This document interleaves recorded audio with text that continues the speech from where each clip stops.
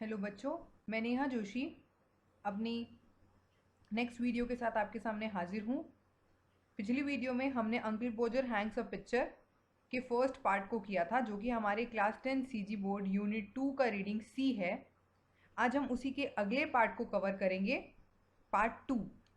अगर आपने मेरा पार्ट 1 नहीं देखा है इस चैप्टर का, तो प्लीज़ बच्चों, आप पहले मेरे चैनल को सब्सक्राइब कर लीजिए। आपको उस चैनल में uncle पोजर Hanks a picture chapter का पार्ट 1 दिख जाएगा।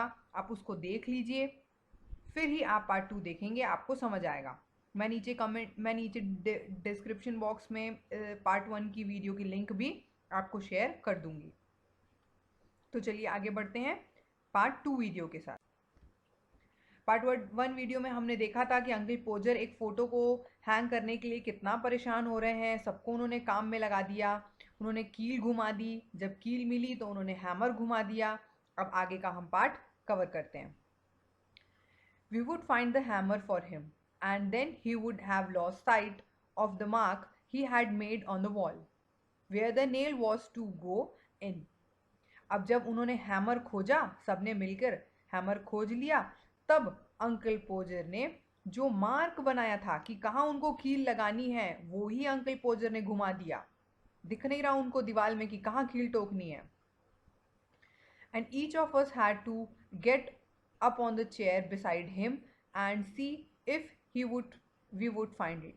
और सबको अब एक एक करके अंकल पोजर के बगल में चेयर में खड़े होकर देखना पड़ा कि अंकल पोजर ने कहाँ पे मार्क बनाया था कील लगाने के लिए। And we would each discover it in a different place, और हर किसी ने एक नया ही जगह खोजा कि अंकल पोजर ने यहाँ मार्क बनाया था शायद। And he would call us all fools one after another, और अंकल पोजर ने कहा तुम सब बेवकूफ़ हो, तुमको किसी को भी सही पॉइंट नहीं मिल रहा है, सही जगह नहीं तुम खोज पा रहे हो। And tell us to get down, और अंकल पोजर ने कहा चलो नीचे उतरो, किसी को भी कोई सही जगह नहीं मिल रही है। गुस्से में आ गए अंकल पोजर काफ़ी।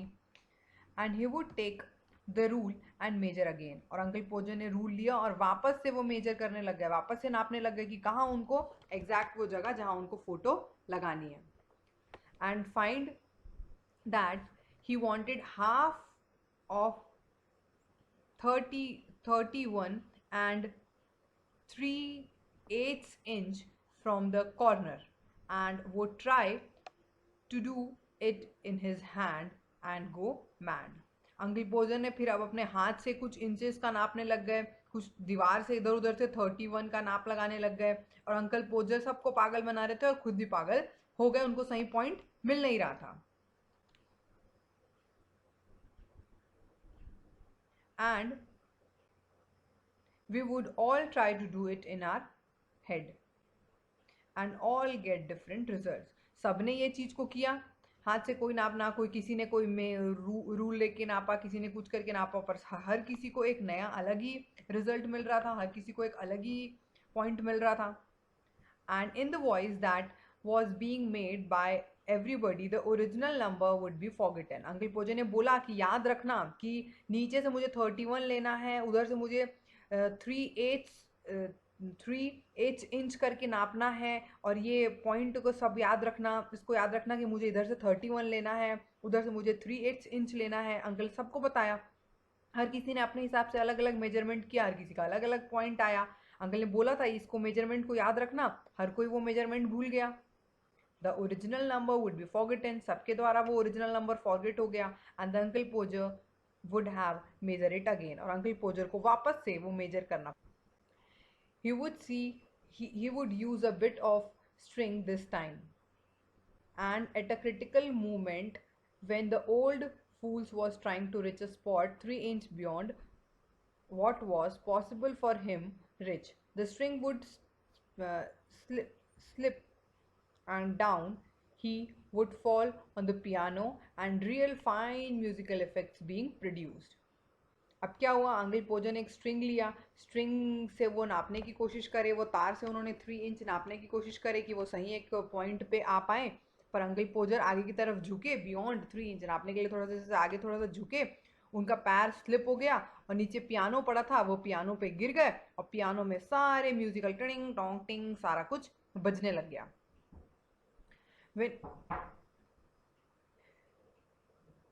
when his head and body suddenly struck all the notes at the same time. जब उनकी बॉडी पियानो पे गिरी, सेम टाइम पे सारे नोट्स, पियानो के सारे बटन दब गए, सारे नोट्स दब गए और एक अलग ही म्यूजिक कुछ प्रोड्यूस हो गया. And Aunt Maria would say that she would not allow the children to stand around and hear such language. Aunt Maria ने कहा कि मैं बच्चों को यहाँ खड़े होने की इजाज़त नहीं देती हूँ. मैं बोलती हूँ बच्चों को कि तुम यहाँ से जाओ, क्योंकि जिस तरीके से तुम बच्चों पे अननेसेसरी गुस्सा कर रहे हो, चिड़चिड़ा रहे हो, शाउट कर रहे हो और एक गलत लैंग्वेज का इस्तेमाल कर रहे हो, तो मैं बच्चों को यहाँ खड़े होने की इजाज़त नहीं देती हूँ. At last uncle पोजर would find the spot again. अब अंकल पोजर को वापस से सारे मेजरमेंट करने के बाद वो पॉइंट मिल गया जहाँ उनको कील लगानी है. And put the point of the nail on it with his left hand. और उन्होंने अपने लेफ्ट हैंड से नेल पे पॉइंट करके वो खड़े हो गए. And take the hammer in his right hand. अब उन्होंने राइट हैंड पे वो हैमर ले लिया, हथौड़ा ले लिया. And at the first attempt he would string his thumb and drop the hammer with a loud cry on somebody's toe. अब अंकल पोजर ने जैसे ही कील पे अपना हथौड़ा मारा, अंकल पोजर ने कील पे हथौड़ा नहीं, अपने अंगूठे पे हथौड़ा मार लिया और हैमर को उन्होंने नीचे गिराया और जोर से चिल्लाते हुए वो कूदे, नीचे कूद गए. और जब उन्होंने उनके हाथ से हैमर छूटा तो वह हैमर जाके पता नहीं किसकी टोस पे, पैर के अंगूठे पे जाकर वो लग गया, पैर पे जाकर वो लग गया. Aunt Maria would say quietly that next time Uncle Pojo was going to hammer a nail into the wall, she hoped he did let her know in time so that she could make arrangements to go and spend a week with her mother while it was being done. Uncle Podger ने कहा अगली बार अगर uncle पोजर ये कील ठोकने का काम करेंगे, picture लगाने का काम करेंगे, तो आंट पोजर एक हफ्ते के लिए अपनी मम्मी के यहाँ चली जाएगी छुट्टी मनाने और सारे अरेंजमेंट्स अंकल पोजर को कर कर दे देगी. और अंकल पोजर को उन्होंने रिक्वेस्ट किया कि आप ये सब करने से पहले मुझे पहले से बता दीजिएगा ताकि मैं आपको सारे अरेंजमेंट्स करके दूं और एक हफ्ते के लिए अपनी मदर के यहाँ छुट्टी मनाने चली जाऊं.